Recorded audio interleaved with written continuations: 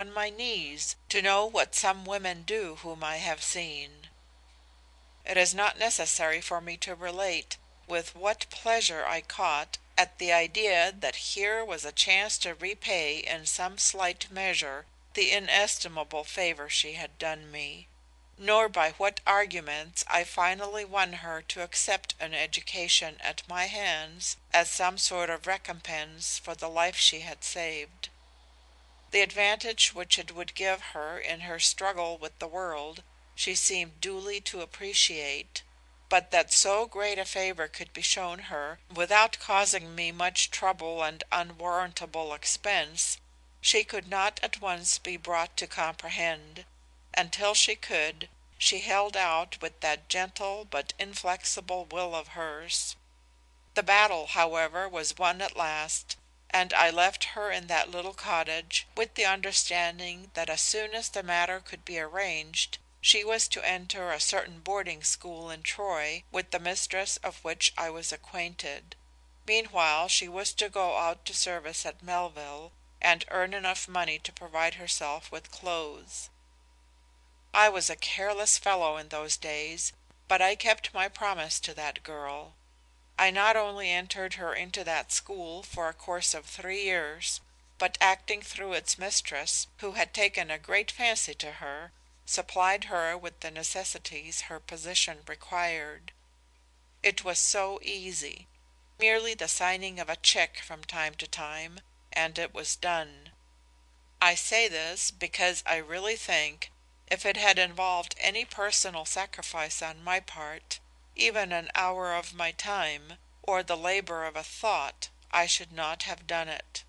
For with my return to the city, my interest in my cousin revived, absorbing me to such an extent that any matter disconnected with her soon lost all charm for me.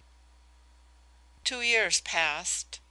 I was the slave of Evelyn Blake, but there was no engagement between us. My father's determined opposition was enough to prevent that, but there was an understanding which I fondly hoped would one day open for me the way of happiness. But I did not know my father. Sick as he was at that time laboring under the disease which in a couple of months later bore him to the tomb. He kept an eye upon my movements, and seemed to probe my inmost heart. At last he came to a definite decision and spoke. His words opened a world of dismay before me. I was his only child, as he remarked, and it had been and was the desire of his heart to leave me as rich and independent a man as himself. But I seemed disposed to commit one of those acts against which he had the most determined prejudice, marriage between cousins being in his eyes an unsanctified and dangerous proceeding, liable to consequences the most unhappy. If I persisted, he must will his property elsewhere. The Blake estate should never descend with the seal of his approbation to a race of probable imbeciles. Nor was this enough.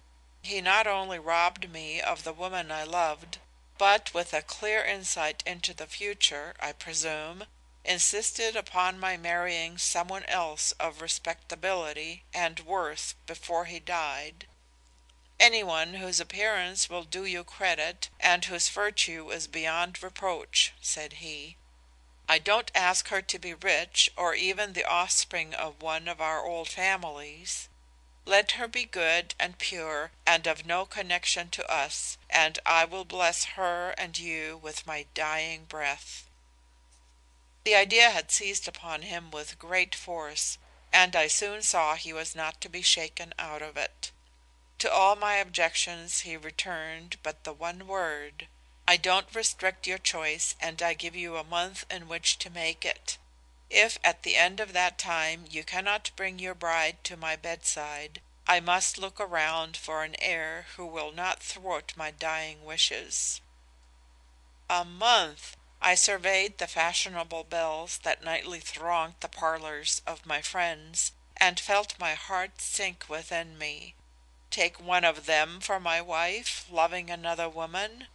Impossible. Women like these demanded something in return for the honor they conferred upon a man by marrying him.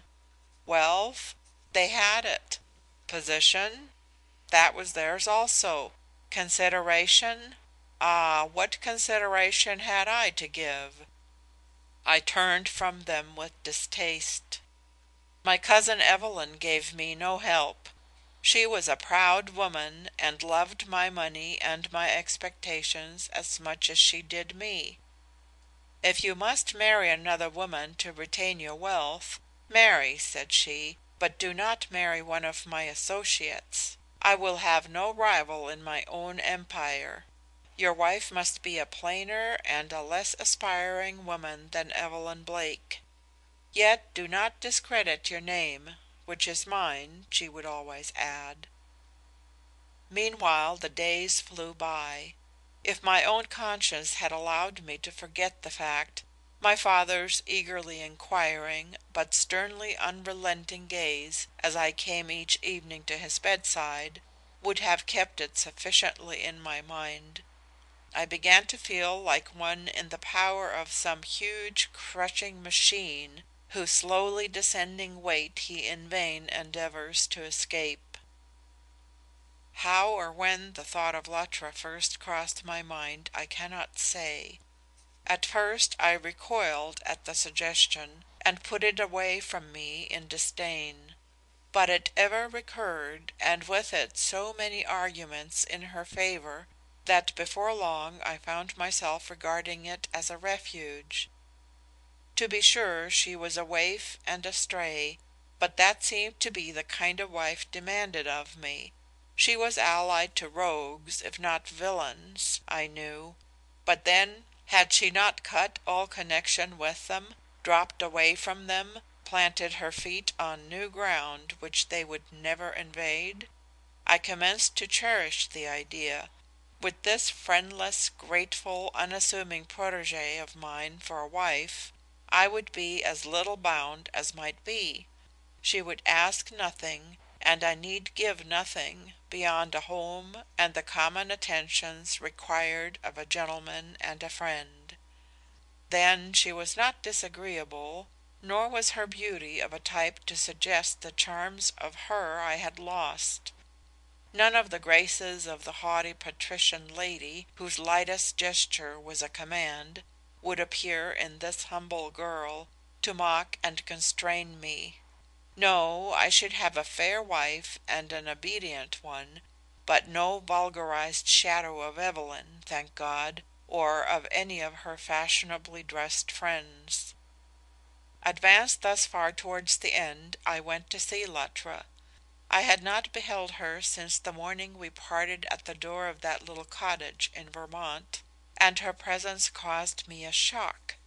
This, the humble waif with the appealing, grateful eyes I had expected to encounter. This tall and slender creature, with an aureole of golden hair about her face that it was an education to behold. I felt a half movement of anger as I surveyed her. I had been cheated. I had planted a grape seed, and a palm tree had sprung up in its place. I was so taken aback, my salute lost something of the benevolent condescension I had intended to infuse into it. She seemed to feel my embarrassment, and a half smile fluttered to her lips. That smile decided me. It was sweet, but above all else it was appealing. How I won that woman to marry me in 10 days' time I care not to state. Not by holding up my wealth and position before her. Something restrained me from that. I was resolved, and perhaps it was the only point of light in my conduct at that time, not to buy this young girl. I never spoke of my expectations. I never alluded to my present advantages, yet I won her. We were married, there in Troy, in the quietest and most unpretending manner. Why the fact has never transpired I cannot say. I certainly took no especial pains to conceal it at the time, though I acknowledge that after our separation I did resort to such